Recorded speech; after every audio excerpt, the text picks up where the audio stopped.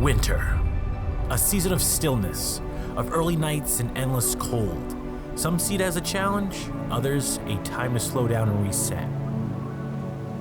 The daylight fades too fast. The cold makes creating videos feel impossible. But out here, in this freezing cold snowboarding, I had a thought. What if I could bring that same feeling home without freezing your tush off? What if I could teach you how to make anything look cinematic without ever stepping outside?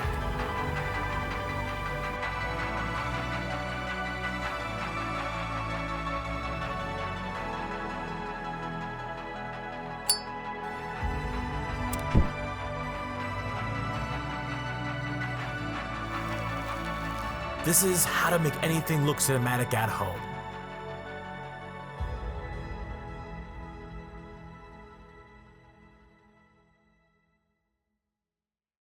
You know, it feels different not doing a normal vlog, but I do like the change of pace. It's cold out there, so I figured we'd bring it into the studio and stay nice and warm and just hang out. Now, don't worry, this whole video is not gonna be me sitting at my desk. I put a lot of work into this video. Going into 2025, I thought to myself, I wanna upload more with more quality. So I hope you grab some value for your vlogs and videos. So let's waste no time. Let's jump right into it. Ever watch a movie and thought, why does this look so good? The secret isn't just expensive cameras, it's how you use them. Let's start with framing. The way you position your subject changes everything. From wide shots, medium shots, close-ups, super in your face close-ups, macro. I don't even know why I'm filming this. This is way too close. All compositions depends on the scene and your overall style. For an example, I use a lot of close-ups because I make vlogs, so being close to the camera is key. It makes my videos feel like I'm having a conversation with you. Another great shot, the most classic shot in cinema, is the static shot. It's when the camera doesn't move at all.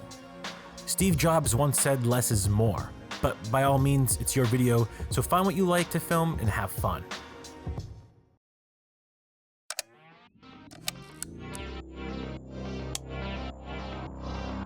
Three, two, one, and lift off. Framing a shot is one of those things that can really change the way your video feels. It's not just about pointing the camera and hitting record.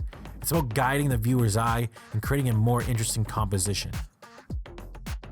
You see, one of my favorite tools that the camera offers is the rule of thirds. Instead of putting everything right in the middle, I like to place my subject a bit to the left or right of the frame. It just makes the shot look more interesting. Another fantastic tip is using leading lines. Use natural lines in your environment like windows, shelves, or furniture to guide the viewer's eye. Adding objects in the foreground creates layers, making your shot feel more immersive. Now let's talk about lighting. Arguably the biggest game changer. These are inexpensive. You just need to change what's already there. Turn off overhead home lights. They're harsh and unflattering. Now there's many different lighting techniques and many purposes for lighting a certain scene. It really can make or break your videos. We have white, warm, RGB, and natural lighting. Even with the same lighting, it can give you a different look depending on how it's positioned. There's direct, side, down, behind, or overhead light. Try mixing it up in your videos and see which one you like more. Light really determines the feeling of your videos. A tip I recently discovered is making sure you always film on the shadow side. Not only that it adds more depth to your videos, but it also makes things look more appealing to the human eye. You know, I used to get so frustrated trying to make videos look good inside. I'd set up my lights, hit record, and something just felt off. It felt flat. If you've ever been there, trust me, I get it. Let me show you how I set up my space. It's nothing fancy, just some basics that make a big difference. If you're working with a small room or even just a corner, this will work for you too. So let's break it down. I use a cheap soft light box at a 45-degree angle. It keeps my face lit, but it keeps the other side of my face dark for fill, you'll see. Next is this cheap IKEA lamp. It helps fill the other side of my face and it makes my desk have a little glare. I love how I can move these little light lamps around if I need to. On the left of me, I use a RGB light from Amazon. It has multiple colors, but I use a warmer tone. Helps bring out the mood and it kind of outlines the side of my body. Now this is a personal preference, but I did add some backlighting. I wanted to give my viewers something to look at as I'm talking about certain topics when I make a video inside. Plus it adds depth for being such a small space. Sound design, the invisible power of cinema. People will forgive bad visuals, but they won't forgive bad audio. As I got more into making videos, the more I started to play around with some sound effects and music. For an example, even a simple action like making breakfast sounds better when you add slight reverb or even enhanced sound. This is when I don't add any sounds or music.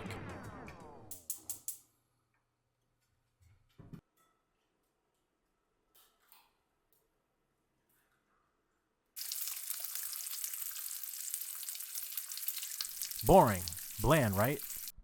Now this is what it sounds like when you use sound effects.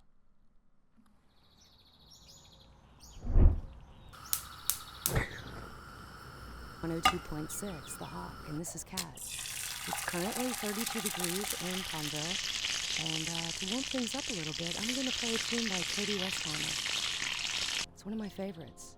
Enjoy. If you're talking to the camera, use an external mic if possible.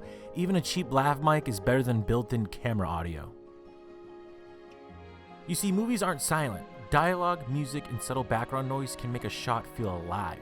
You feel more immersed in the moment watching. Your brain makes a better connection. I do want to thank Epidemic Sound for powering this segment of the video. I use all of my music and sound effects using Epidemic Sound, even throughout this whole video. It's all royalty free, so you don't have to worry about copyright strikes. They have over 50,000 tracks to use, so if you're interested and need music or sound effects for your videos, go check it out in the link down below. Adding sound effects and the right music will make your videos way better. So that's how you can take your footage from ordinary to cinematic right from home. By mastering composition, playing with lighting, and strategically using sound effects, you have the power to tell a story that truly resonates. Remember, it's not about the gear you have, but how you use it. So experiment, get creative, and keep refining your craft.